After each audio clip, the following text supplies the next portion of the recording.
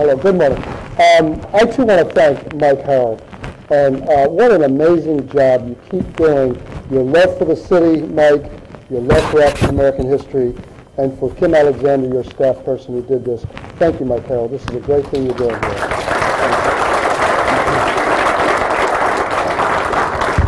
And Dr. Smith, I would have been fine just not talking, just listening to you.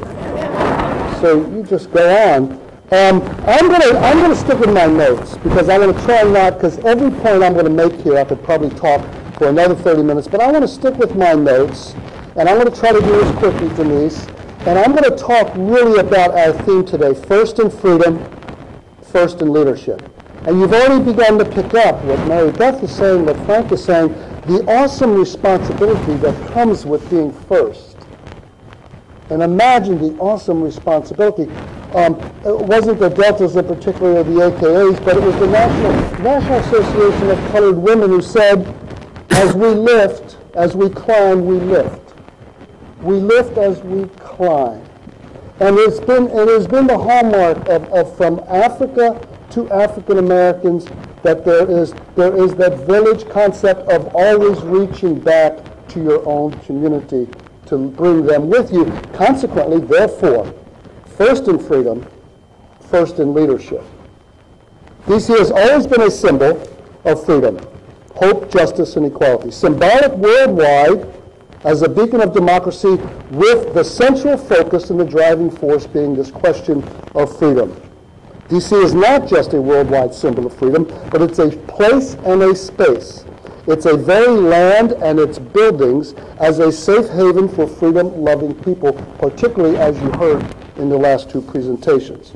And there's no people in the United States who have used the place and the space of the District of Columbia better for this question of freedom than African Americans.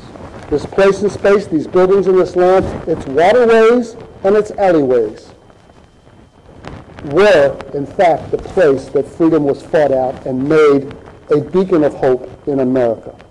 I want to use the term Mecca because D.C., I would argue, was the Black Mecca of America. I would argue it's still today the Black Mecca of America. Let me define the term Mecca from the Webster's Dictionary.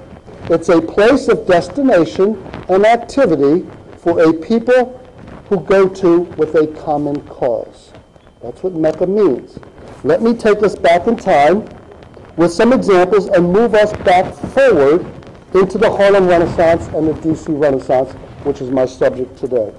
Before there were majority African American cities in this country, D.C. was the first majority black city in 1955.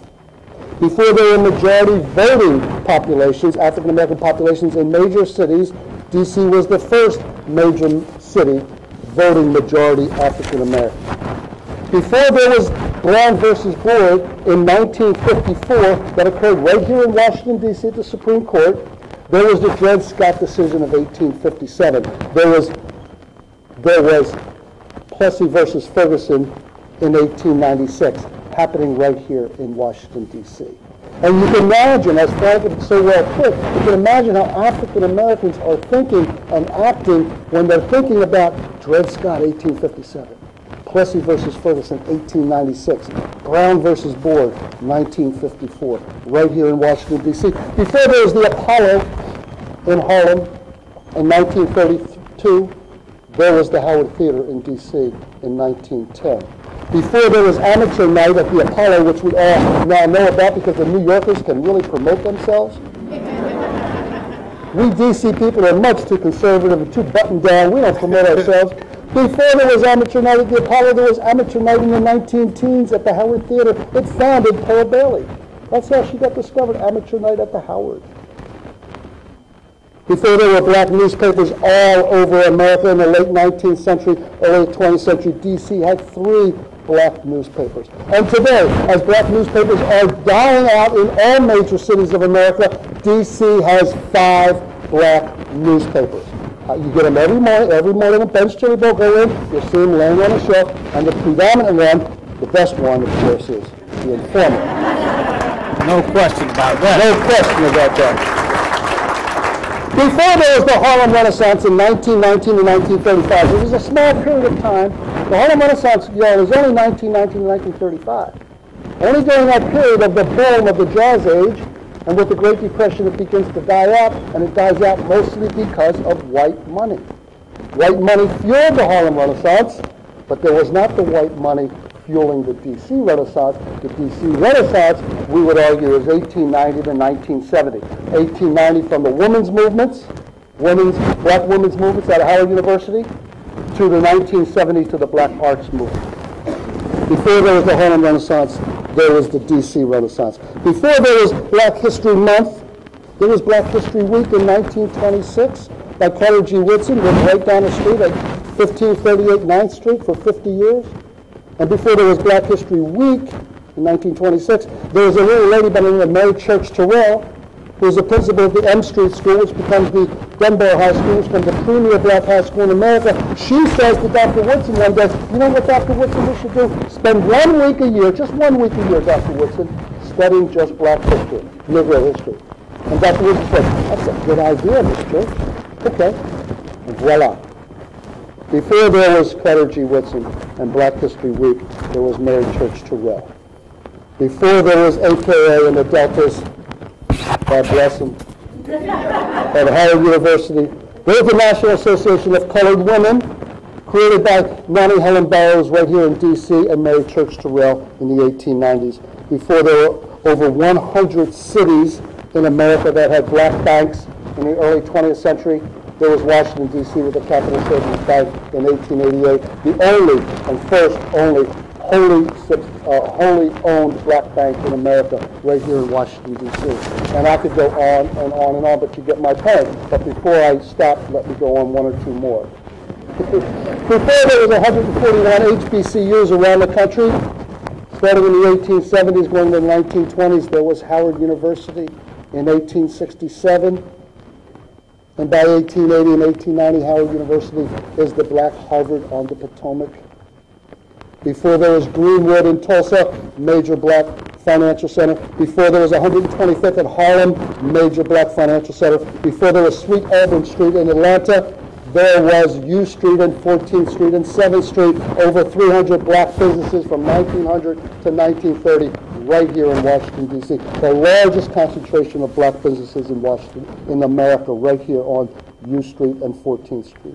Before there were the Civil Rights Acts of 1957 and 1964 and 1965, there was the Civil Rights Act of 1875 right here in Washington, D.C. By contrast, exactly your point that you were making about the black participation. Before there was the Emancipation Proclamation in 1863, there was the Emancipation Compensation Act of April 16, 1862, 9 months before, right here in Washington, D.C.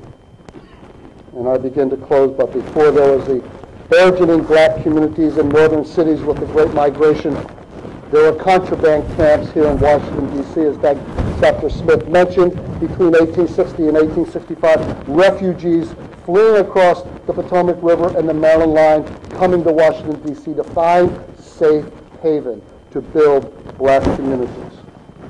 In addition to Frederick Douglass in 1838 escaping, Harriet Tubman in 1849 escaping, Richard Holmes in 1850 walks off a plantation in southern Virginia and walks across what was called the Long Bridge, which is now today the 14th Street Bridge.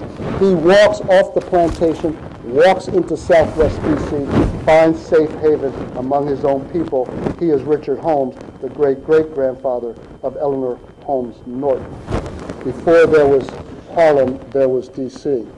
First in freedom, first in leadership.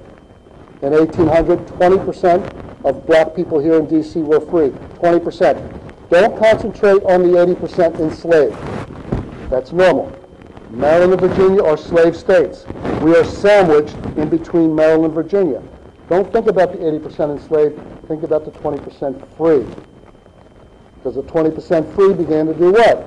Build churches, build schools, build businesses, create safe havens, create opportunities for, by 1830, 50% of African Americans here in Denise were free by 1830. By 1860, 90% of black people here in D.C. were free.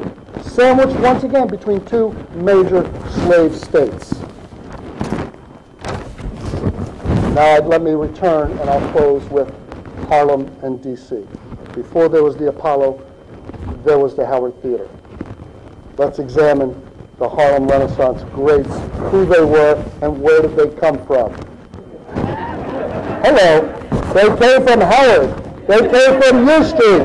They came from Shaw. Do I have to call the names? I will. No disrespect to Harlem. I love Harlem. As much as I can go up there, I do. No disrespect to Sweet Auburn Street in Atlanta. No disrespect to the south side of Chicago. Love Chicago. No disrespect to the great Delta or New Orleans. But hello, D.C. Langston Hughes writes the poem of the Harlem Renaissance, Weary Blues. He writes it right on 7th Street. And in his autobiography, The Big C, he says, I write my poems as if I'm listening to the songs on 7th Street. The Harlem Renaissance novel is Cain by Jean Toomer. He writes it at 1341 U Street, right down the street from Ben's Chili Bowl. Alan Locke, the guy who's given the term of the New Negro movement in 1925 with his anthology called The New Negro, he is the intellectual giant, along with Du Bois, his friend, of course, for the Harlem Renaissance. Do I have to mention Duke Ellington? Of course. Born and raised in Foggy Bottom, by the way, not Shaw. Moved to Shaw when he was 8 years old, 13th and R. Moved to 12th and T when he was 12 years old. Moves to Harlem in 1926 because that's where the white money was. That's where he could really take off and really play. Zoe Neale Hurston was here. She's walking down the street on U Street. She's walking up and down 9th Street with Carter G. Woodson, Angelina Grimke, Jessie Fawcett, Madame Evita, Georgia Douglas Johnson. I can go on and on. Carter G. Woodson, Anna Julia Cooper, Mary Church Terrell. And they're not just literary giants, they're giants in science. Charles Drew, Everett Just. Those giants in law, Charles Hamilton Houston, Thurgood Marshall. Giants in business, Capital Savings Bank, Industrial Bank. Giants in religion and in sports. There's a church, I live in Shaw, there's a church on every other corner in my neighborhood. The churches were such a major component of family life and community in Washington, D.C. First in freedom, first in leadership. It's an awesome responsibility. Not just Charles Hamilton Houston, but Stokely Carmichael is here, Marion Barry is here, Eleanor Holmes Norton is here, Walter Farquhar is here, and Dr. Frank Smith. I consider probably, no, he's in that category. I consider him and his museum as one of the top 5 museums in the country to tell the truth about American history.